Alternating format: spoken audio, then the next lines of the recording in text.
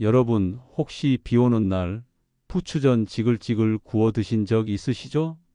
기름에 살짝 튀겨지듯 익어가는 그 향, 그리고 막상 먹으면 느껴지는 고소함과 알싸한 향 생각만 해도 입맛이 당기지 않으신가요?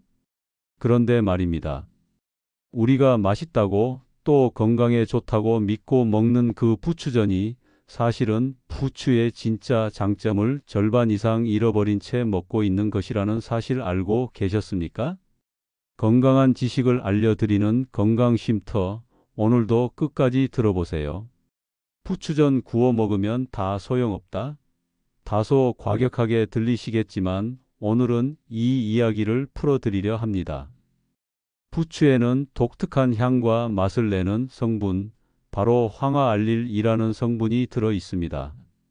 이 성분은 우리 몸속에서 혈액순환을 돕고 피를 맑게 해주며 위장 운동을 자극해 소화력을 올려주는 역할을 합니다. 그런데 문제는 이 황화알릴이 70도 이상만 되어도 급격히 줄어들거나 파괴된다는 겁니다. 즉, 부추전을 지글지글 부치는 순간 또는 고온의 기름에 볶아내는 순간 부추의 매력적인 영양소가 사라지고 있다는 뜻이지요. 맛은 남지만 건강을 위한 기대 효과는 절반 이하로 줄어드는 겁니다. 물론 익힌 채소가 무조건 나쁘다는 것은 아닙니다. 익히면 소화가 훨씬 편해지고 일부 성분은 오히려 체내 흡수가 잘 되는 경우도 있지요. 예를 들어 토마토의 라이코펜은 가열했을 때 오히려 흡수율이 높아집니다. 하지만 부추의 경우는 다릅니다. 향 성분이자 핵심 기능을 하는 황화알릴은 열에 약해 조리 과정에서 손실될 수밖에 없는 것이죠. 그래서 부추는 다른 채소보다도 어떻게 먹느냐가 건강 효과를 좌우합니다. 자, 여기 실제 사례 하나를 들어볼까요? 충청도에서 평생 농사를 지어온 72세 임씨 어르신은 속이 자주 더부룩하고 소화가 잘 안 된다고 호소하셨습니다. 직접 밭에서 기르고 있는 부추가 쑥쑥 자라는 터에 늘 부추전을 즐겨 드셨지만 정작 생부추를 먹을 기회는 거의 없었다고 합니다. 아니, 내가 이렇게 직접 키운 부추를 먹는데도 왜 속이 늘 불편할까요? 임씨 어르신이 조심스레 물었습니다. 제가 웃으며 대답했습니다. 어르신, 부추의 핵심 성분은 열에 약합니다. 부침개보다는 생으로 조금씩 드셔보세요. 두부나 달걀 같은 부드러운 음식 위에 곁들이면 훨씬 속이 편안하실 겁니다. 그날부터 임씨 어르신의 식단에 변화가 생겼습니다. 아침마다 연두부 위에 생부추를 한 숟갈 얹어 드셨죠. 단 2주 만에 입맛이 살아나고 소화불량 증상도 줄었다고 말씀하셨습니다. 핵심은 뭐였을까요? 부추를 생으로 먹기 시작한 그 작은 변화였던 겁니다. 그렇다면 어떻게 하면 부담 없이 생부추를 먹을 수 있을까요? 첫째, 작게 썰어 소량부터 시작하세요. 처음부터 한 접시를 먹기보다 밥숟가락 한두 숟갈만 곁들여도 충분합니다. 둘째, 단백질과 함께 곁들이기입니다. 삶은 달걀, 두부, 닭가슴살 같은 음식과 함께하면 속이 훨씬 편안합니다. 셋째, 들기름이나 참기름 한 방울을 곁들여 보세요. 향이 부드러워지고 먹기 훨씬 수월해집니다. 넷째, 조리할 때는 불을 끄고 넣기. 부추볶음, 부추달걀 같은 요리는 반드시 불을 끄고 마지막에 넣어 잔열로만 살짝 숨을 죽이듯 익히는 것이 좋습니다. 그래야 향과 영양소를 살릴 수 있습니다. 그럼 생으로만 먹어야 하나요? 부추전으로는 아예 먹지 말아야 하나요? 아닙니다. 즐기셔도 됩니다. 다만 방법이 중요합니다. 예를 들어 부추전을 얇게 부쳐 겉만 바삭하게 하고 접시에 낼 때는 생부추 겉절이를 살짝 곁들여 보세요.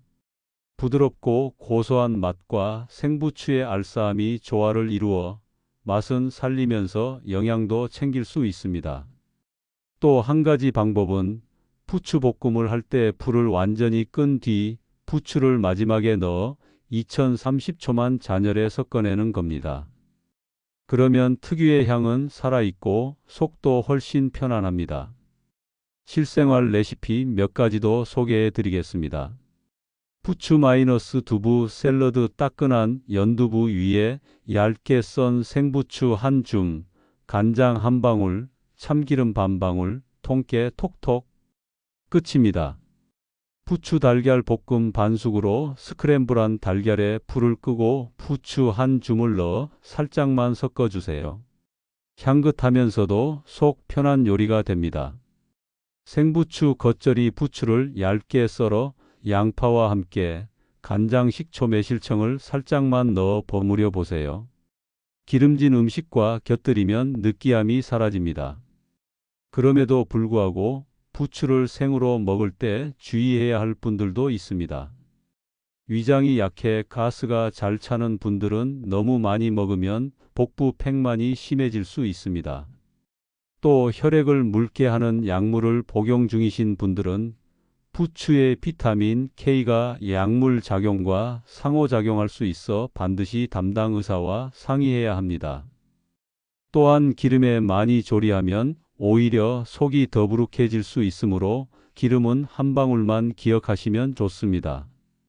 이제 정리해 볼까요?